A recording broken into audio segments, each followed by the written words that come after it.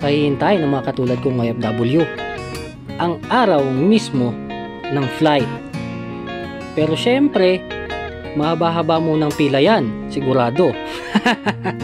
Tara, at maganda na tayong bumiyahe ng mahigit 13 hours non-stop flight from King Khalid International Airport going to Manila, NAIA Terminal.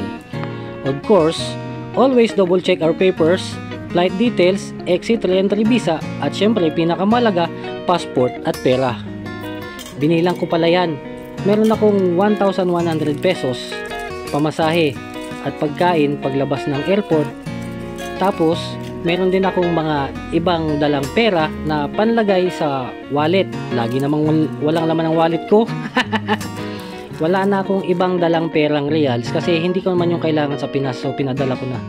Tara na, at baka malit pa tayo sa pag-check-in. Masaya mga pasalubong ko na matagal ko ding inipon-ipon sa mga maletang dala ko. Let's go! Bye-bye Riyadh and friends!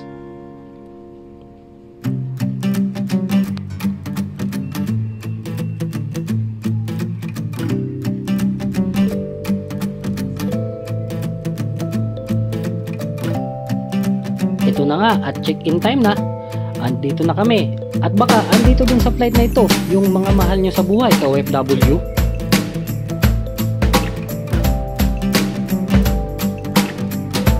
At ayun nga, lumipad na kami. Halo-halong emosyon na naman ang nasa sikmura ko, Diyos ko. At si Philippine Airlines may libreng pa wifi para mag-enjoy naman tayo sa napakahabang flight. Movies, music, or games, kahit ano, bahala ka na. At bago nga mag 8 PM ay malapit na kami sa Bahrain. At oops, eto na ang pinakamasayang part ng biyahe. Yung makita mo nagsiserve yung magagandang flight crew ng Philippine Airlines. Diyos ko po, I love Philippine Airlines.